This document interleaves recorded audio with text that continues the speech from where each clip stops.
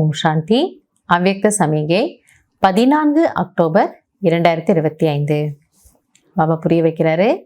मनसा सेवा बेहद की सेवा है. जितना आप मनसा से वाणी से स्वयं सैंपल बनेंगे तो सैंपल को देखकर स्वतः ही आकर्षित होंगे. மனதின் மூலமான சேவை என்பது எல்லையற்ற சேவையாகும். இது ஒருத்தர் 2 பேருக்கா பண்ணலாம், உலக ஆத்மாக்களுக்கு செய்யணும்னாலும் செய்யலாம். ஸோ அதில் என்னணுன்ற அவசியம் இல்லை, என்னவும் முடியாது. நான் இன்னைக்கு நல்லா மனசா செய்வேன், இது எத்தனை பேருக்கு போச்சு தெரியாது, பாபாவுக்கு தான் தெரியும். இந்த தெருவுக்கு போச்சா, இந்த ஏரியாவுக்கு போச்சா, இந்த ஸ்டேட்டுக்கு போச்சா, உலகத்துக்கு போச்சா, எல்லைக்கு அப்பாற்பட்டது. எனவே நீங்கள் எந்த அளவிற்கு மனதின் மூலமான சேவை செய்வீர்களோ, வார்த்தையின் மூலமான சேவை செய்வீர்களோ, அதுதான் ஒரு சாம்பிள்ங்கிறார். ஸோ ஒரு கடை இருக்குன்னா அந்த என்ன பண்ணுவாங்க, உள்ளே என்ன பொருள் இருக்குங்கிறத அந்த ஒரு பீஸ் எடுத்து வெளில வைப்பாங்க. அதை பார்த்தோன்னே அவ்வளோ கலர்ஃபுல்லாக, அவ்வளோ அட்ராக்டிவாக இருக்கும், எல்லோரும் உள்ளே வராங்க. சாம்பிள், உள்ளே என்ன இருக்குங்கிறதுக்கான உதாரணம், எடுத்துக்காட்டு. அப்போ நாம் எப்படி இருக்கிறோங்கிறதனுடைய எடுத்துக்காட்டு இந்த மனசா சேவா. அந்த சாம்பிளை பார்த்து வெளியில் இருக்கிறவங்க உள்ளே வராங்க.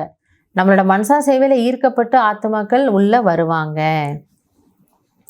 सिर्फ दृढ़ संकल्प रखो तो सहज सेवा होती रहेगी. அப்போ இதுக்கு நம்ம திட சங்கல்பம் வைக்கணுமா?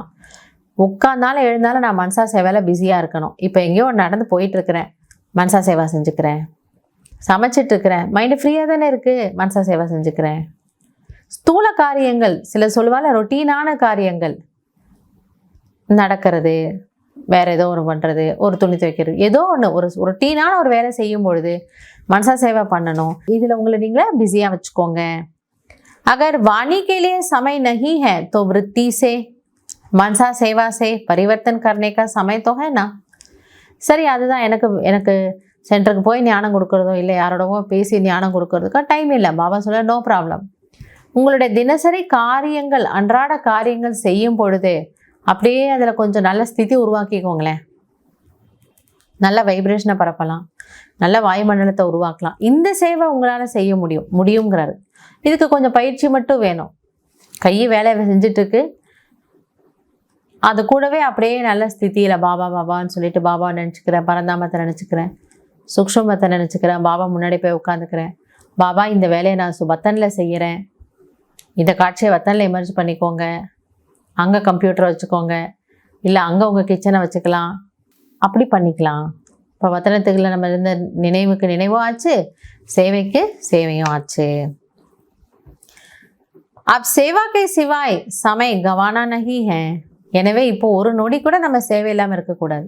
அப்போ நம்ம 24 மணி நேரம் ஸ்தூல வேலை செய்ய முடியாது, ஸ்தூல சேவை செய்ய முடியாது. இப்படி நீங்கள் மனசா சேவைக்கு முக்கியத்துவம் கொடுங்கிறத மீண்டும் மீண்டும் சொல்கிறாரு. நீங்கள் ஃப்ரீயாக இருக்கும் போது இதை செய்யலாம், இதுவும் தேவை, இதுவும் தேவை அப்படின்றத மாவா புரிய வைக்கிறாரு. நிரந்தர யோகி நிரந்தர சேவாதாரி பனோ. எனவே நீங்கள் நிரந்தர யோகி ஆயிடுங்க. அப்போ பாபா நினைவு ஒரு பக்கம் இருந்துகிட்டே இருக்கு. நிரந்தர யோகினா தானாக அந்த ஆத்மா எப்படி இருக்கும், ஆட்டோமேட்டிக்காக நிரந்தர சேவாதாரி. அப்படியே அவங்க மூலமாக நல்ல நல்ல வேலைகள், நல்ல நல்ல விஷயங்கள் பாபா செய்ய வைக்கிறாரு. यदि मनसा सेवा करना नहीं आता तो आप अपने संपर्क से, अपने चलन से भी सेवा कर सकते हो. சரி, அப்போ மனசா சேவை செய்ய வரல அப்படின்னு இருக்காது. உங்கள் நடத்தை மூலமாக, உங்கள் சம்பந்தம் தொடர்பு மூலமாக கூட நீங்கள் சேவை செய்துக்க முடியும். ஆக மொத்தம் நீங்கள் உங்களை என்ன பண்ணுங்கிறார் பாபா, சேவையில் பிஸியாக வச்சுக்கோங்க. இதுக்கும் நீங்கள் நேரம் கொடுங்க. மனதின் மூலமாக சக்திகளை கொடுப்பது, இதற்கும் நீங்கள் நேரம் ஒதுக்குங்கள். ஆக நம்ம நிரந்தர சேவாதாரி ஆகிடலாமா, நிரந்தர யோகி ஆகிடலாம். ஏன்னா நான் மட்டும் மனசா சேவை பண்ண முடியாது. மனசா சேவை பண்ணணும்னா அங்கே பாபா வேணும், சிவ் பாபா வேணும், பிரம்மா பாப் வேணும். 2 பேர் இருந்தால் தான் நம்ம இங்கே என்ன பண்ண முடியும், அங்கேருந்து சக்தியை வாங்கி இங்கே கொடுக்க முடியும், நல்லதை நினைக்க முடியும், ஆசீர்வாதம் கொடுக்க முடியும். அப்போ ஒரு பக்கம் யோகத்துக்கு யோகமும் ஆயிடுச்சு. இன்றைக்கி நான் சார்ட் எழுதும் அவள் நல்லா நினைவு பண்ணேன், நல்லா இருந்தது, யோகா ஃபஸ்ட் கிளாஸாக இருந்தது, இதோ என்னோடய சார்ட்டு. ஏன் நம்ம மனசா சேவைக்கு முக்கியத்துவம் கொடுத்தோம்.